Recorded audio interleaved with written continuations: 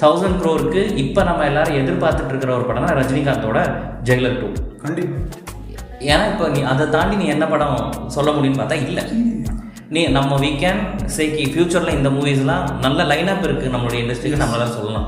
But 1000 crore அடிக்கிற potential has of இது யாருக்கு இருக்குன்னு பார்த்தா ஆமாம் ரஜினிகாந்த் தான். ஸோ அந்த படத்தை தான் நம்ம எதிர்பார்த்துருக்கோமே தவிர இது வரைக்கும் வந்த படங்களில் பட்ஜெட் மூவிஸ், பெரிய மூவி, நிறைய பட்ஜெட் செலவு பண்ணுறாங்க, மல்டி ஸ்டார்ட் மூவி இப்போ வந்து நிறைய பேர் எடுக்கிறாங்க. எல்லா இண்டஸ்ட்ரியிலேருந்து ஒவ்வொரு இப்போ அந்த இண்டஸ்ட்ரியை கவர் பண்ணணுமா அதுலேருந்து ஒரு சூப்பர் ஸ்டார் எடுத்துகிட்டு வந்து உள்ளே போடுங்க. இன்னொரு பாலிவுட்டில் ஒருத்தர் வேணுமா ஒருத்தர் உள்ள தூக்கிட்டு வந்துருங்க.